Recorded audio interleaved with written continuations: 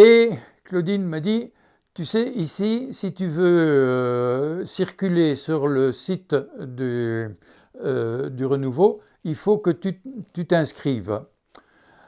Alors, je me suis inscrit et on m'a désigné une petite fraternité. Ils appellent ça petite fraternité. Pourquoi?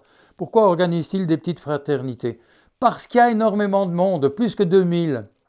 Alors, dans une assemblée de 2000 personnes, quand on dit est-ce qu'il y a des questions à poser sur l'enseignement que vous venez d'entendre, il y a 50 mains qui se lèvent.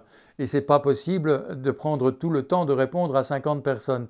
Tandis qu'en petite fraternité, avec chaque fois un animateur ou une animatrice, il est tout à fait possible de répondre à chacun longuement. Donc on m'a mis d'office dans une petite fraternité, pas celle de Claudine, non, une autre fraternité. Et dès que nous nous sommes réunis, nous étions 12, je les ai avertis, je leur ai dit, écoutez, c'est bien gentil votre truc, mais moi je ne suis pas croyant. Alors dites-moi comment vous voulez que je réagisse. Si vous voulez que j'écoute seulement, vous aurez la paix, je ne vous embêterai pas. Mais si vous voulez que je donne mon avis, je vais tout le temps vous embêter en disant ça j'y crois pas, ça c'est faux, c'est pas possible, ça j'en sais rien, ça je veux bien admettre, mais je vais tout le temps vous embêter.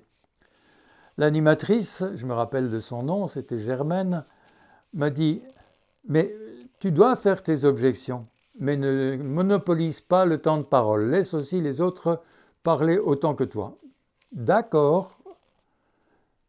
Du coup que j'avais dit que j'étais un croyant, ils se sont tous regardés et ils se sont demandé qu'est-ce qu'on peut faire pour lui. Qu'est-ce qu'un incroyant fait dans notre groupe de prière?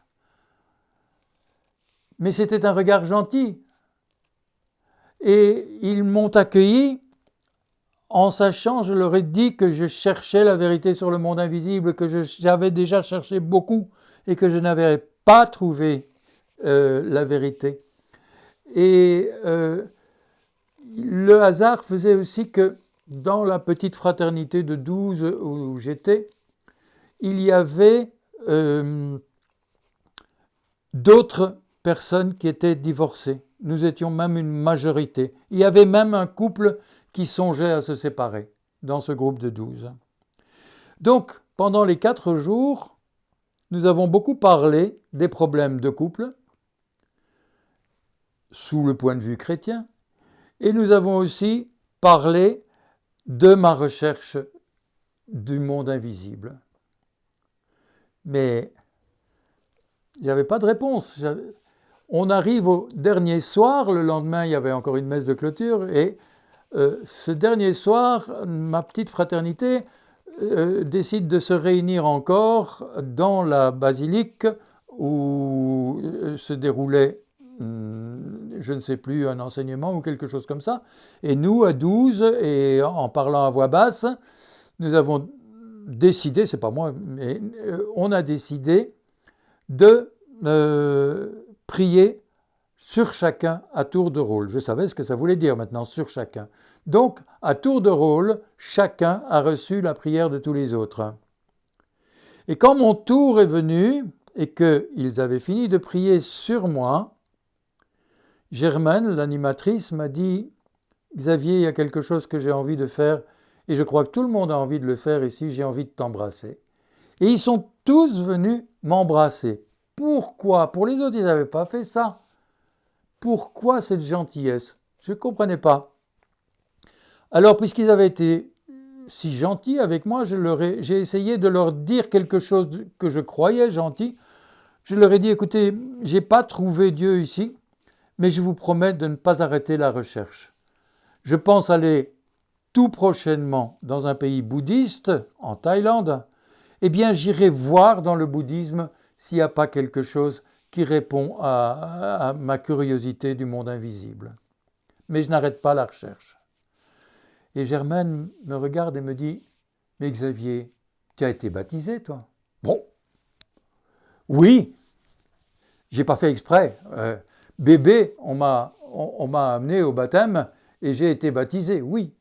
Elle me dit, alors va trouver un prêtre et demande-lui le sacrement de réconciliation. Je lui ai dit, mais Germaine, ça n'a pas de sens. Tu me demandes de faire quelque chose qui n'a aucun sens pour moi. Je sais bien que pour vous, ça a un sens. Pour vous, le prêtre a reçu de Jésus le pouvoir de pardonner les péchés en son nom et que lui, pour vous, il est le Fils de Dieu, donc il peut pardonner les péchés. Mais pour moi, il n'y a rien de vrai dans tout ça. Jésus, c'est pas le Fils de Dieu, c'est pas Dieu, et le prêtre n'a aucun pouvoir. Qu'est-ce que je vais aller faire chez un prêtre? Elle m'a dit, vas-y quand même. Pas par foi, mais par humilité. Et comme ils avaient été tellement gentils avec moi, j'ai promis d'y aller.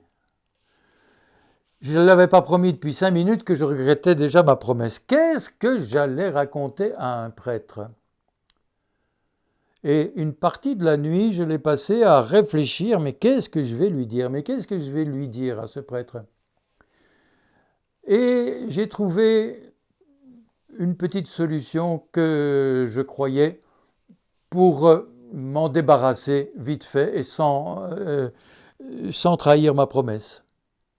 Et le lendemain, il y avait des prêtres qui confessaient dans la prairie qu'on appelle la prairie du pape, parce que le pape, quelques années auparavant, avait célébré la messe dans cette prairie.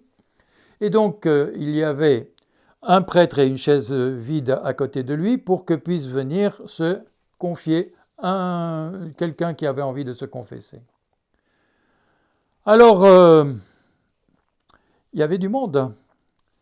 Et j'avais pas envie d'aller chez les vieux prêtres comme ceux que j'avais connus dans mon enfance à mon collège et qui me semblaient vraiment vieux jeu. J'avais envie de rencontrer un prêtre jeune comme Philippe avec des idées nouvelles. Mais il n'y en avait qu'un. Et la file de ceux qui attendaient pour se confesser était grande devant lui. Alors à un moment donné, il y a un prêtre d'une bonne 50aine d'années qui n'avait plus personne à côté de lui et j'ai dit en moi-même, humilité pour humilité, je vais aller le trouver. Et j'ai donc été chez lui. Et je lui ai dit ce que j'avais pensé la nuit.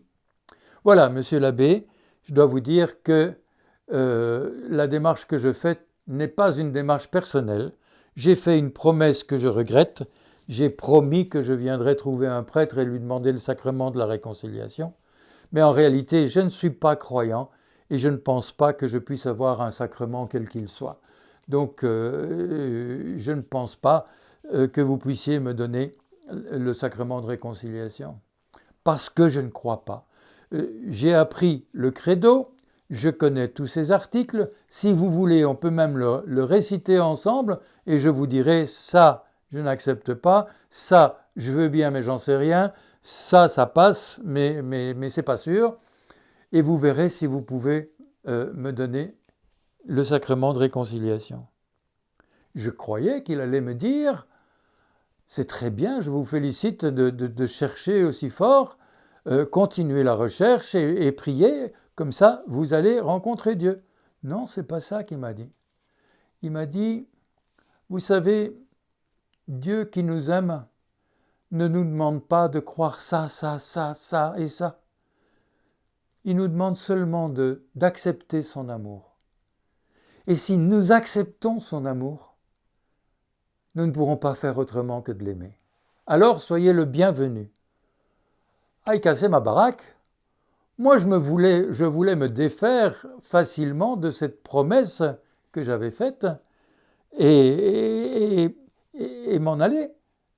Mais non, il me disait, soyez le bienvenu. Qu'est-ce que je devais lui raconter? Eh bien, je lui ai dit ce qui n'allait pas, ce qui me tracassait le plus. Je lui ai dit que mon divorce me pesait, que je ne l'acceptais pas, ce divorce.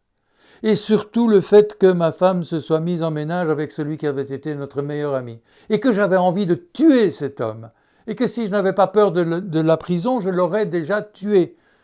Mais que ça restait une blessure vraiment très grave en moi. Je lui ai dit, monsieur l'abbé, je crois que vous ne m'avez pas bien entendu. je suis en train de vous dire que j'ai l'intention de tuer un homme et que j'ai vraiment le désir de le faire, et vous me dites que Dieu m'aime.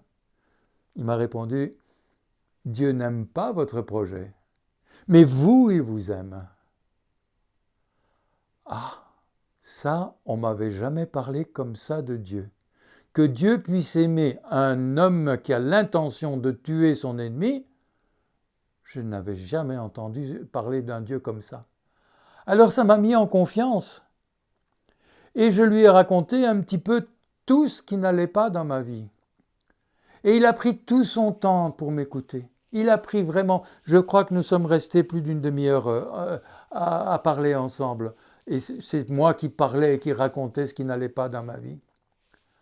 Alors quand j'ai vidé mon sac, il m'a dit, bon, si vous êtes d'accord, je vais prononcer les paroles sacramentelles, nous ferons un signe de croix et vous irez rejoindre les autres. J'ai dit d'accord. Et il m'a imposé les mains. J'ai envie de pleurer parce que quand je parle de ça, c'est tellement fort. C'est à ce moment-là que ça s'est passé. Je m'étais confié à un homme qui ne m'avait pas jugé, qui m'avait accueilli avec ma pauvreté et mes désespoirs. Et pourquoi est-ce que je me suis mis à pleurer à ce moment-là? À pleurer comme un enfant, comme je n'ai peut-être jamais pleuré dans mon enfance. Je pleurais à gros sanglots, sans pouvoir maîtriser quoi que ce soit. Pourquoi? Je ne savais pas. Et en pleurant, j'ai senti deux choses très différentes. J'ai senti que quelque chose sortait de moi, quelque chose de mauvais, mais je ne savais pas quoi. C'est un petit peu comme quand on vomit, on a besoin que ça sorte, et c'est utile que ça sorte, c'est pas agréable, mais c'est utile que ça sorte. Quelque chose sortait de moi. Je ne savais pas si c'était un démon, le mal, je ne savais pas ce que c'était.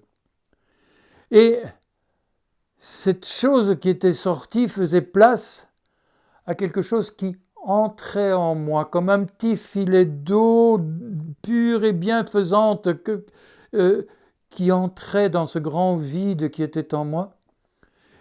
Et puis, le petit filet d'eau devenait un jet, comme si on ouvrait plus fort le robinet.